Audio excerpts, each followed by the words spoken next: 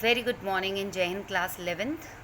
Once again, I welcome you all in the online class of Business Studies. Well, continuing with chapter number 1, that is Evolution and Fundamentals of Business, right? What we have discussed yesterday was the role of profit in business. किसी भी business में profit का कितना बड़ा योगदान होता है, क्या रोल होता है, and we discussed few points related to that is incentive for entrepreneur. Businessman के लिए प्रॉफिट एक इंसेंटिव का काम करता है, गिफ्ट रिवॉर्ड का काम करता है, right. Second was reward for risk taking. If the entrepreneur has enough profit, so वो रिस्क को बियर कर सकता है. ठीक है, अगर प्रॉफिट ही नहीं है, कोई बिज़नेस आप कर रहे हो और उसमें प्रॉफिट ही नहीं आपको हो रहा है, तो कोई भी बिज़नेस में आने वाला रिस्क आप बियर नहीं कर सकते. रिस्क हमने बात की थी, किस तरह के रिस्क? कस्टमर की डिमांड चेंज हो जाना, चोरी हो जाना, पिल्फरेज, मशीनरी का ब्रेकडाउन हो जाना, गवर्नमेंट पॉलिसीज़ का चेंज हो जाना, right. Then comes indicator of efficiency. Yes, आप कितना अच्छा काम कर रहे हैं, आप कितनी खूबसूरती के साथ अपने बिज़नेस को संभाल रहे हैं, आपके साथ जो लोग जुड़े हैं, आपकी जो टीम है वो कितनी एफिशिएंट है, इसका पता चलता है. If the business is earning profit. अगर कोई बिज़नेस लंबे टाइम से लॉस बियर कर रहा है, so the unit become sick. That unit is called sick unit. It may have to be close down, right. Then come survival. See, अगर आपको लगता है कि आपका बिजनेस बहुत अच्छा चल रहा है, तो एटलीस्ट आपको एक सेटिस्फेक्शन होगा, आप सर्वाइव तो कर गए मार्केट में amongst number of competitors, right. बहुत सारे आपके कॉम्पिटिटर्स हैं. Apart from that you are able to survive with your product in the market. Financing of growth and expansion. Yes, once you survive, you got the opportunities to grow, to expand your business, right. Profitability of the business will ensure fund for its growth, modernization and expansion. आप survive कर गए market में, आप growth कर रहे हो, expansion कर रहे हो, आपकी रेपुटेशन अल्टीमेटली इंक्रीज हो जाएगी, ऑटोमेटिकली आपकी प्रेस्टीज इंप्रूव होगी. ठीक है. So this was about the role of profit in the business. फिर हमने ये भी पढ़ा था बेटा इसमें कि can profit be the sole objective of a business? So no, apart from that, a businessman has to see a number of things about their employees, about their customers, about the society. किसी भी तरह की मिलावट नहीं होनी चाहिए, black marketing नहीं होनी चाहिए, होर्डिंग नहीं होना चाहिए. Long term interest of the business में be ignore to maximise profit in the short run. कम टाइम में पैसा कमाने के चक्कर में हम लंबे टाइम का बिजनेस अपना ख़त्म कर देते हैं. Okay, so this is what we have discussed yesterday. Let's start today's topic, and that is multiplicity of objectives of a business, right. Multiplicity of objectives of a business. What is in this topic? Okay, now it's not blurred. It is wrong to presume that there can be only one objective. अभी हमने जैसे ऊपर पढ़ा बेटा कि अगर हम ये देख के चलते हैं कि सिर्फ प्रॉफिट ही सोल ऑब्जेक्टिव होता है किसी भी बिजनेस का, सो दैट इज़ रॉन्ग. अभी मैंने आपको ऊपर भी बताया था, एक अच्छा बिजनेसमैन अपने कस्टमर्स के बारे में सोचता है, एम्प्लॉयज़ के बारे में सोचता है, सोसाइटी के बारे में सोचता है, right. So to manage a business is to balance a variety of need and goals. कितने लोग आपके साथ जुड़े होते हैं, कस्टमर्स जो आपका प्रोडक्ट यूज़ करते हैं उनकी नीड्स को देखना है आपको, जो एम्प्लॉयज़ आपके साथ काम करते हैं उनके कुछ गोल्स होते हैं. See like if I wanted to join a company, let's suppose I want to join a company, so उस कंपनी में मैं गोल के साथ जाऊँगी कि मुझे एक घर खरीदना है, मुझे कार खरीदनी है, ठीक है.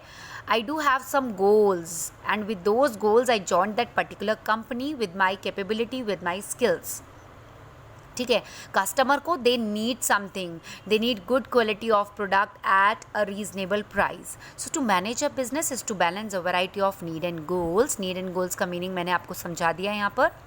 And this require multiple objective. So obviously for a businessman only profit is not the objective. There are number of things associated with it which a businessman has to see. So the management of a business must set objective in every key area.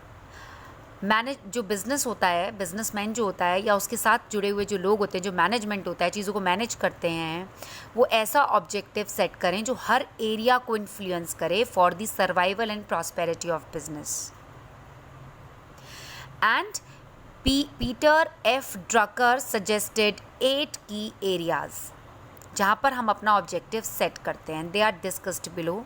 Let's start with the very first point. Who suggested the 8 key areas? Peter F. Drucker. Right. The very first one is market standing. See, आप कोई product manufacture कर रहे हो तो पहली चीज़ आपके सामने क्या आती है? पहला फेज़ आपके सामने आता है कि you have to stand in the market. There are number of vendors in a street. अगर हम किसी स्ट्रीट पे बात करते हैं तो let's talk about छोले भटूरेज़. ठीक है, तो number of vendors are there, but कोई एक पर्टिकुलर होता है जो जिसके छोले भटूरे आपको बहुत ज़्यादा पसंद होते हैं.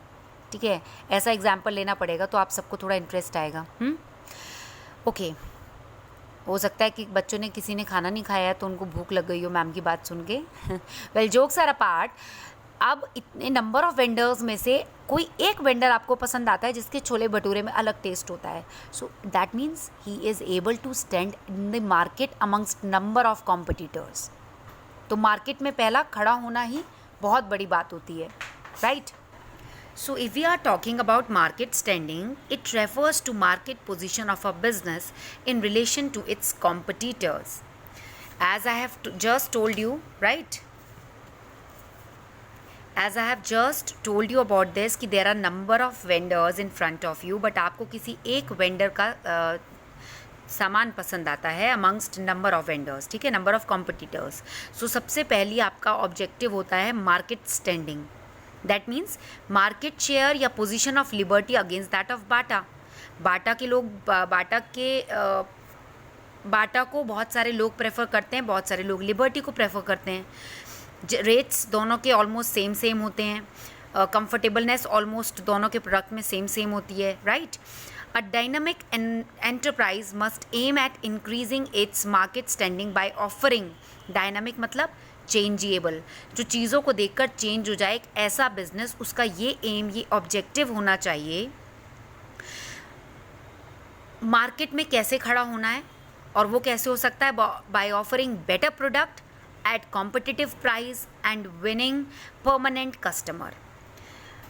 दो बाटा अपने आप में एक बहुत बड़ा ब्रांड है, राइट, बट लिबर्टी भी उसके सामने कम नहीं है. अगर कोई चेंजेबल डायनामिक एंटरप्राइज है तो डायनामिक एंटरप्राइज को ये देखना होगा कि अगर उन्हें मार्केट में खड़ा होना है, स्टैंड होना है, तो they must offer better product competitive price पे. ऐसा नहीं है कि आपका जो कॉम्पिटिटर है वो बहुत अच्छा good quality of product use market में ऑफर करता है और 1500 आप 1600 दो, वही सेम क्वालिटी. ठीक है, तो उसमें भी बैलेंस होना चाहिए. साथ ही में विनिंग परमानेंट कस्टमर, आपके कस्टमर्स आपको जोड़ने हैं अपने साथ. अगर हम इसमें बात करते हैं तो you can have an example of Honda. Honda enjoys top position in two wheeler market. अगर किसी को टू व्हीलर लेना होता है तो सबसे पहले इंडिया में वो प्रेफर करते हैं होंडा को. And Honda is continuously working for introducing new models to retain its market position.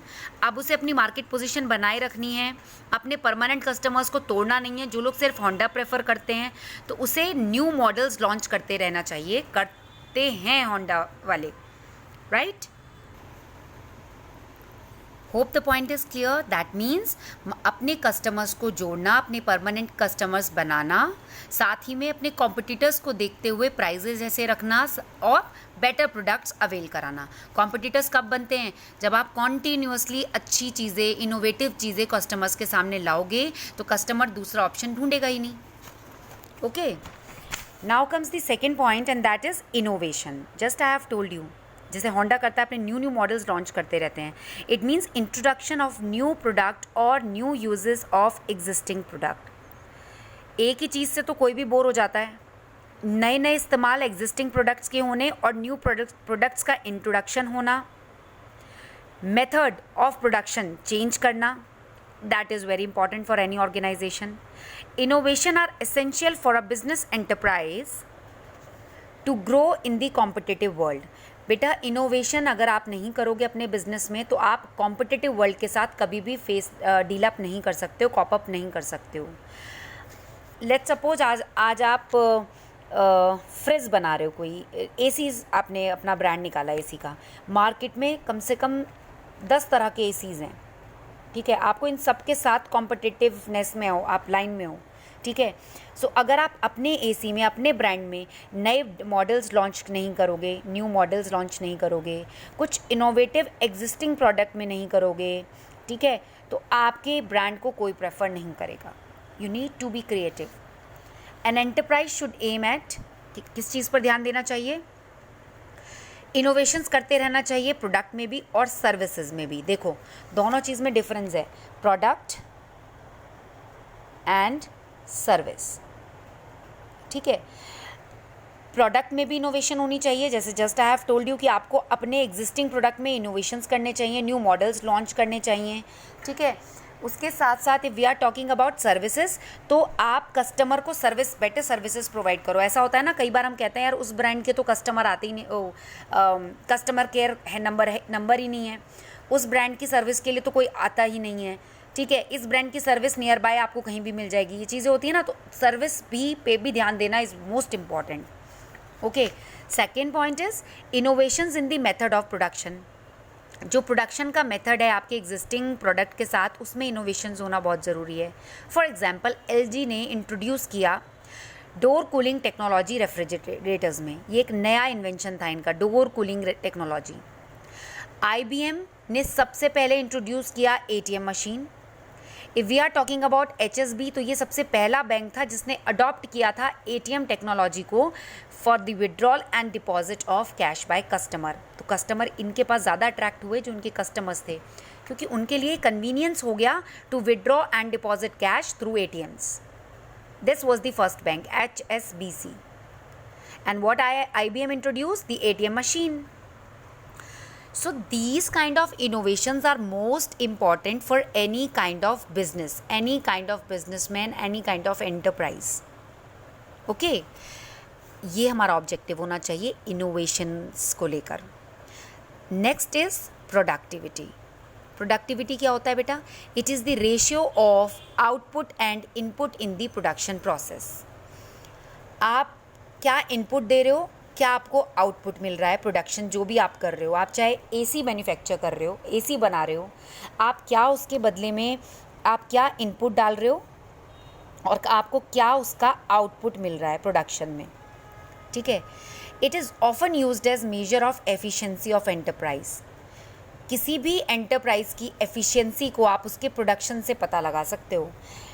ACs manufacture होने चाहिए 500 एक दिन में, ठीक है, बट किसी भी रीज़न से वो केवल 470 हो पाए, that means the management is not efficient. The people who are working on assembly line, मतलब जो एसी बना रहे हैं ना, लेबर जो हैं, वो कहीं ना कहीं एफिशिएंट नहीं है, तभी मेरा टारगेट कंप्लीट नहीं हुआ। So productivity can be improved by ensuring better utilisation of available resource मैंने पूरा दिया हुआ है, 500 एसी का टारगेट है एक दिन का, बट जो लोग मेरे साथ काम कर रहे हैं they are not enough efficient. वो इतने एफिशिएंट नहीं हैं कि वो इस चीज़ को कर सकें, प्रोडक्शन बढ़ा सकें, जो अल्टीमेटली मुझे एक दिन का लॉस हो गया। लॉस कितने एसीज़ का हो गया? 30 एसीज़ का, जिनसे मुझे कितना पैसा मिल सकता था। सो प्रोडक्शन की अगर प्रोडक्टिविटी की हम बात करते हैं तो मीन्स वो आप क्या इनपुट दे रहे हो। आपके पास रिसोर्सेज होने के बावजूद भी आप प्रोडक्शन नहीं कर पा रहे हो, ठीक है, हमें उस चीज़ पर फोकस करना है।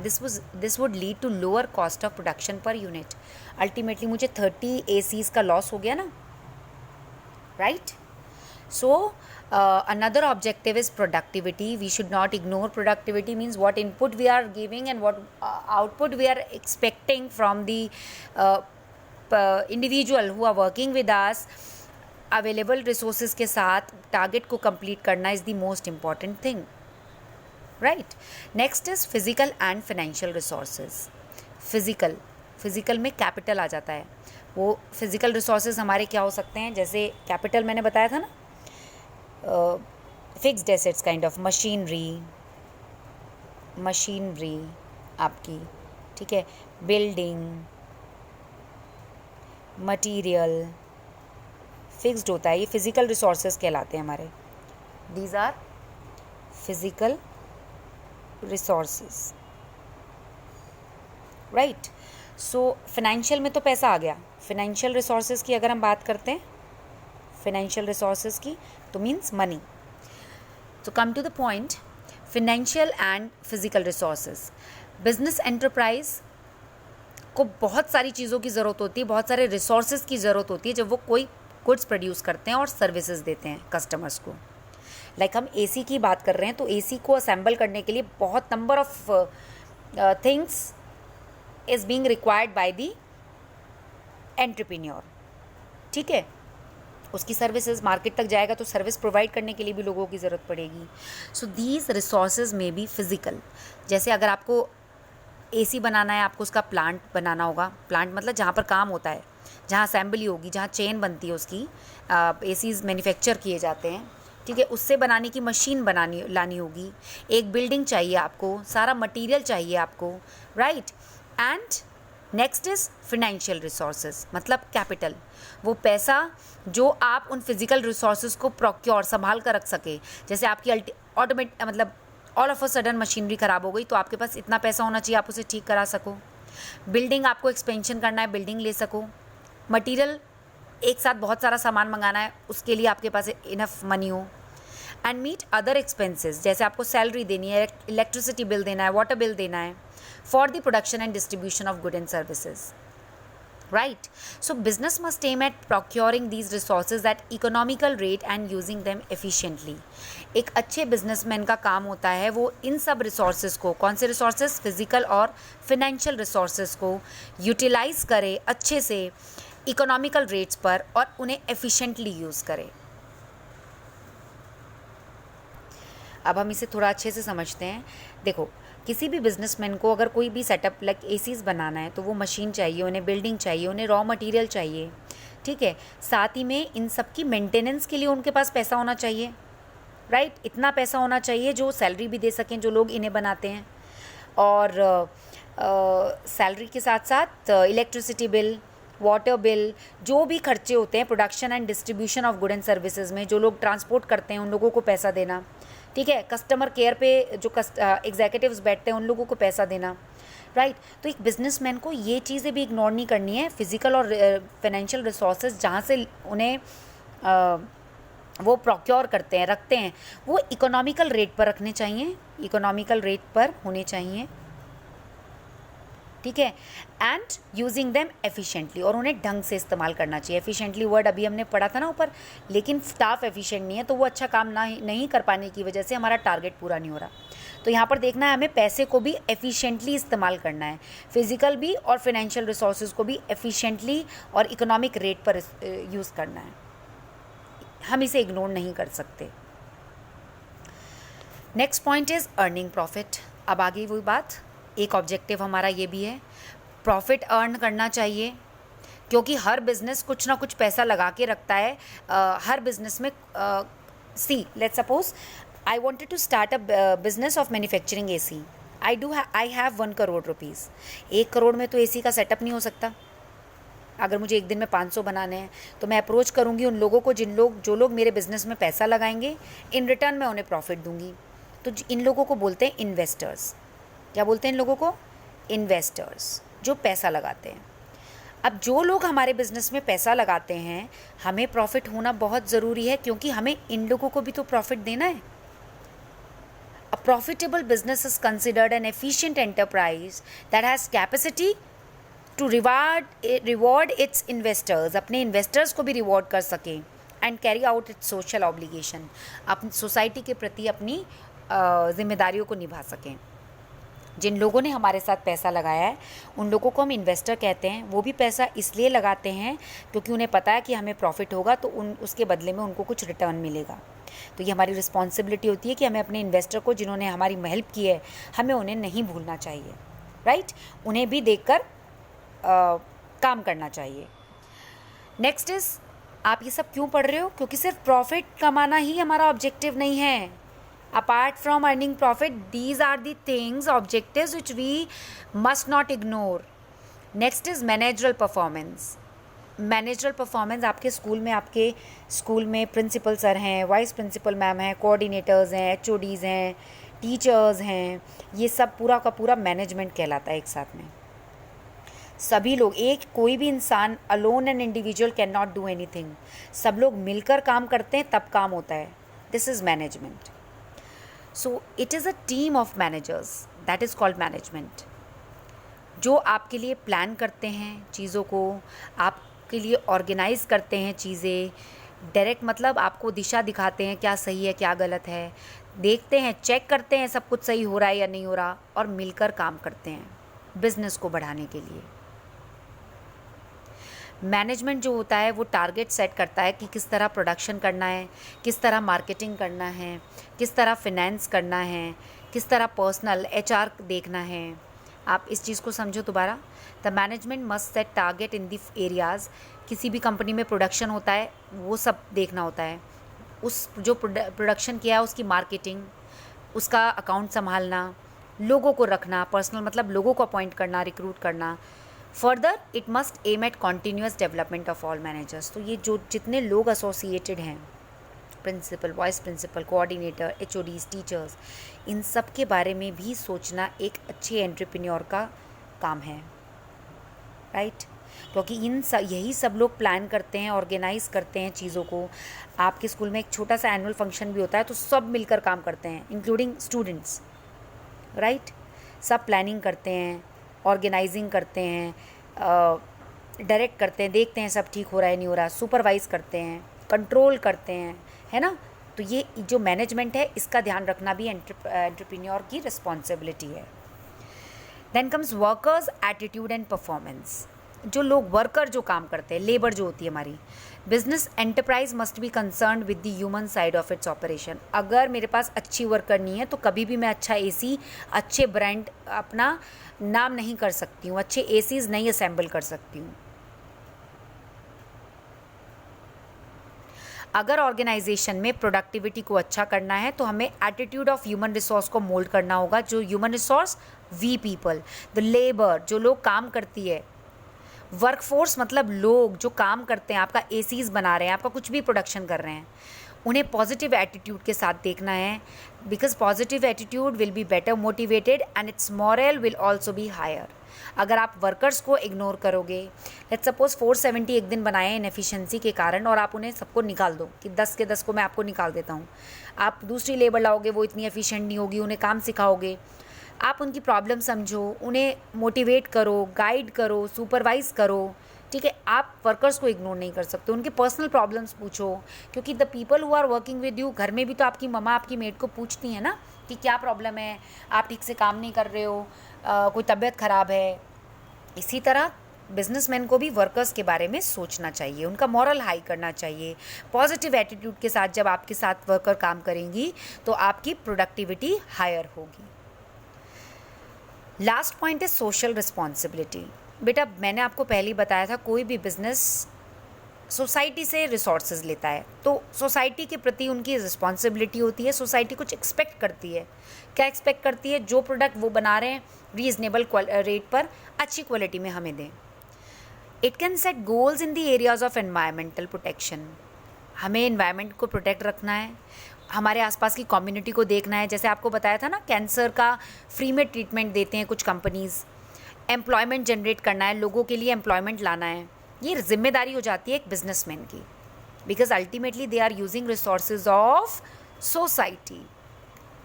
So dear students, apart from business profit only, these are the objectives जो एक एंटरप्रेन्योर को या बिजनेसमैन को इग्नोर नहीं करने चाहिए। That's it for today. आज का ये टॉपिक अपने आप में बहुत बड़ा टॉपिक है बेटा, आप इसका एक एक पॉइंट खुद से रिवाइज करो। Then from tomorrow we'll start the classification of a business activity. Okay? Thank you. Have a nice day.